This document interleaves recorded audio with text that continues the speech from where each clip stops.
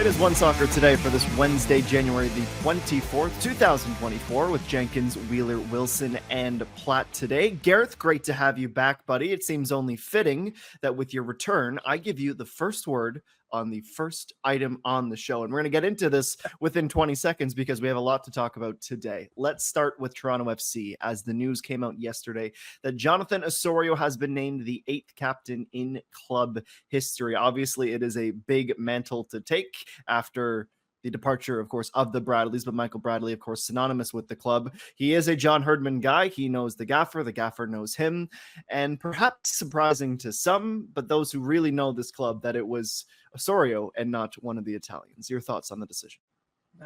You like the scar on the head? You just get that. I do. You look fantastic. Black eye looks like it got in a scrap. I was fighting for that captaincy. You should see the other guy.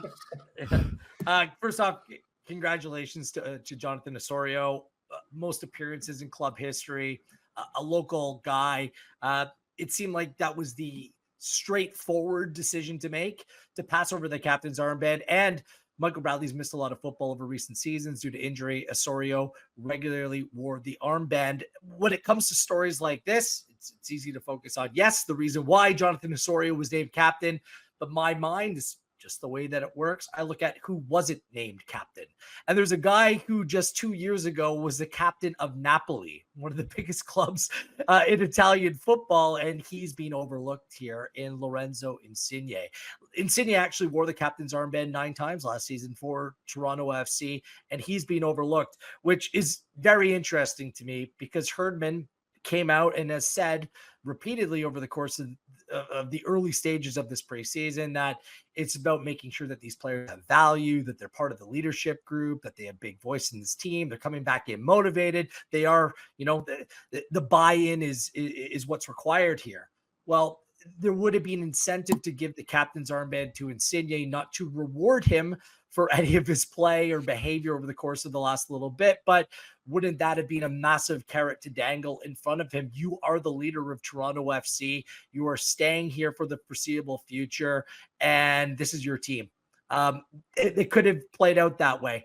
And would it have really provided, or could it have potentially provided a little bit more responsibility for Insigne? Maybe.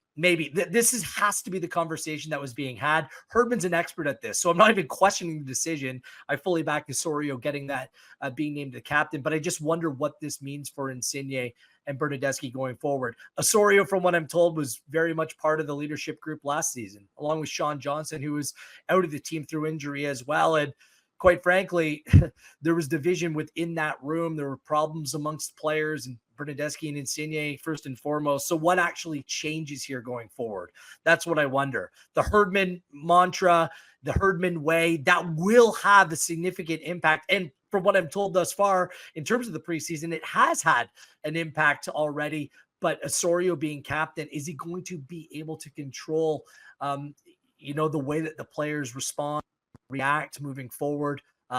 We'll see. I wish him the best of luck. It's not easy in that room, and I'm sure more changes are going to come their way. But Insigne not being named captain of Toronto FC, despite not being the popular choice, it is a talking point nonetheless. Jordo is someone who I look up to as the captain of this show, and quite frankly, the captain of One Soccer, and someone who's played with captains. What do you make of the decision to give Oso the Bandit, and how would you describe that relationship as player and captain? So I think, first of all, I'm not the captain by any means of this show, but thank you for that. We'll start with that. But no, I think I think when you look at a captain, it has to be the person that can have the ear of the manager, but then also have the ear and the hearts of the group, right? Really just someone you look to when things go well, when things go bad. That's the person that steps up. I think that is Oso. I hear what Wheels is saying, right? Because you have Lorenzo Insigne. If you look at any other player coming from a Serie A club, coming from Napoli, and was a captain there, it's almost a shoo-in to go and be a captain for an MLS club in Toronto FC. I think with Insigne, all the turmoil and turbulence that he had last season of not playing, not performing, being injured, I think we know that he's going to be in the leadership group, and I think rightfully so, because a lot of the success of Toronto FC is on his shoulders. If he plays well, there's a chance that they do well. If he's injured, not playing well, it could be bleak for the side. But I think I could see maybe, again, we don't know what Herdman's saying, but I'm just speculating.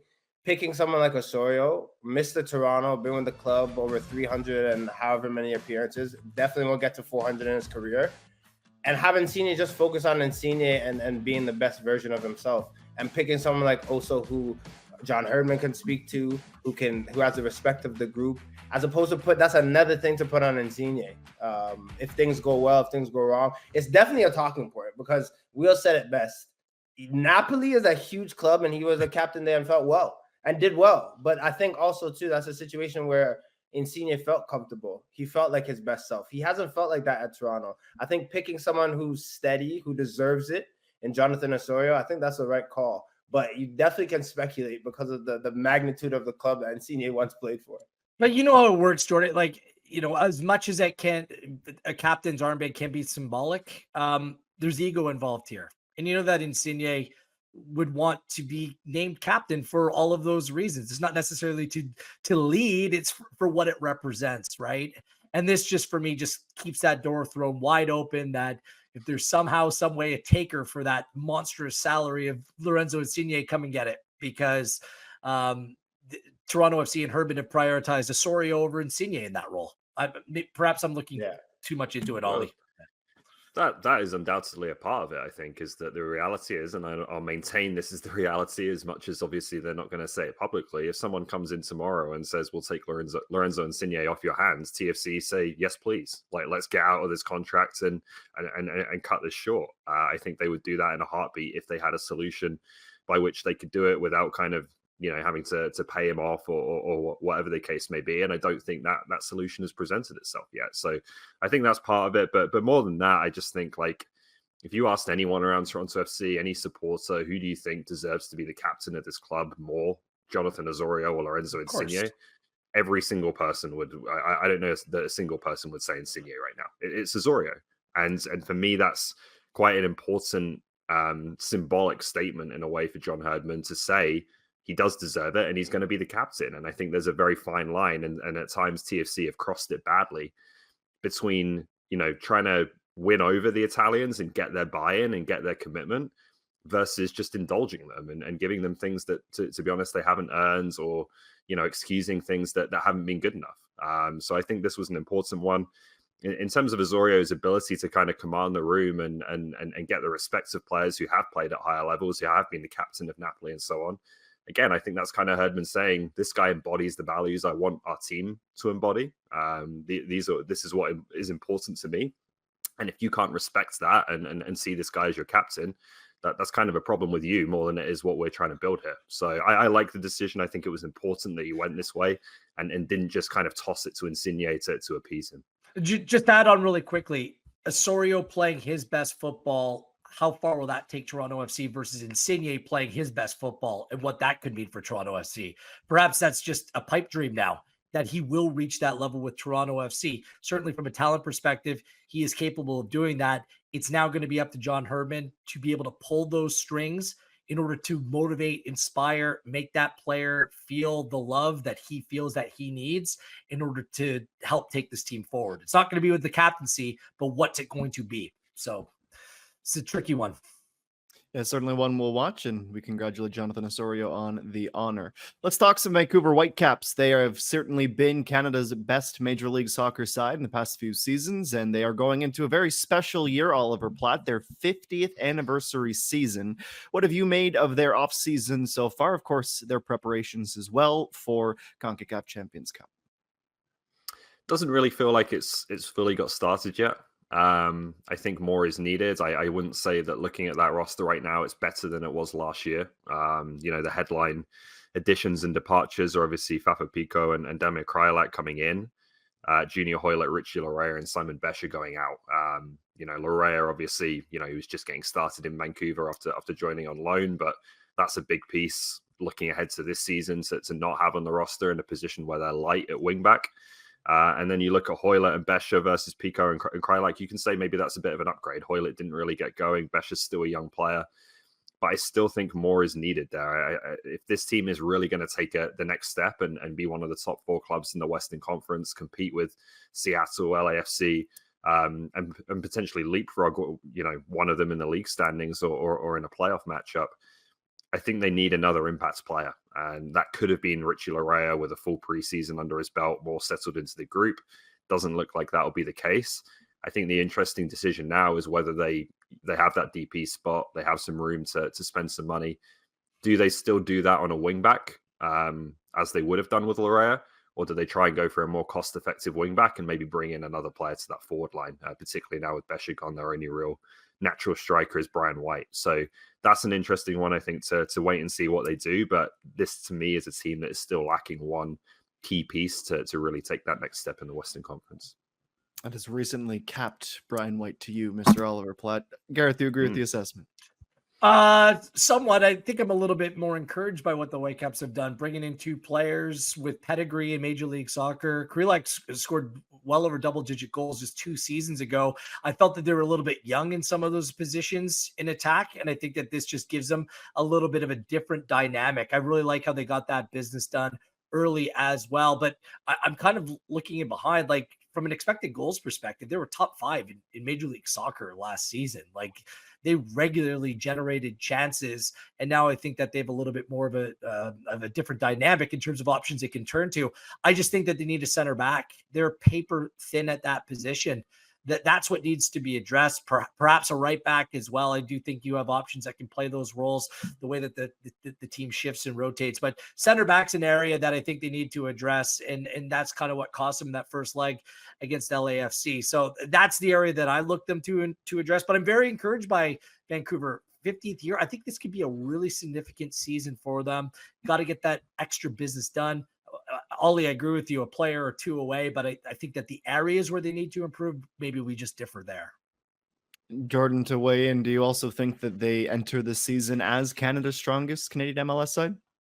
Yeah, I think without question. I think they're a good side. I think to make it great, that dynamic duo in white and gold, I think they need to find a trio in somewhere going forward. Yeah, they expected goals, but still someone that is no nonsense, almost free up Brian Wright. You can see towards the stretch or the end of the season for Vancouver Whitecaps, Gold was kind of players more or less figured them out. Like Brian Wright, you had to get physical with, but you maybe need someone else for Vancouver Whitecaps to cause some havoc up top. Figured them out. They didn't figure them out. They're great all season. I don't think anyone figured them out, and there's no reason they were great. But I don't think players are going to continue to click and to continue to work. I'd be surprised if they didn't. Look, they had a fantastic season. My point being is that going further, I think teams kind of said, okay, these are the 2 guys that would hurt us. Yeah. If they can add a third player to that, they had a fantastic season. It's just when you have 2 guys that are that good and those are the 2 threats, I'm just saying they need a third attacking threat, maybe to go and really push them to that next bit. So, they got some good young players. So but they need that third killer. I think they didn't have that. That's true though. Like you could see it in the second game against LAFC when they were chasing it. Like it's get the ball to Gold and can he find Brian White? That was kind of the formula, and it was a very effective formula. I just agree with Jordan. I think you need a third player there that, when you compare them to the top teams in the Western Conference, someone that just makes them a little bit more unpredictable. That's a fantastic 1-2 punch to start with, but I think the top teams just have a bit more variety than the Whitecaps did last season. Well, a bit of an abbreviated conversation to start the week, or to start them off for the week, but we will have more. Vanni Sartini is set to join the program in just a couple of days. You will tarps on, tarps off. Are we taking off our shirts? I don't know what I'm going to do yet. Oliver Platt's got the closest relationship to Vanni Sartini's torso, so I didn't the first time, so we'll see what happens the second time around. Make sure you stay tuned for that. Cannot wait to welcome Vanni back to One Soccer today. And now we move on to our Visa Women's Football Report. Sing a song.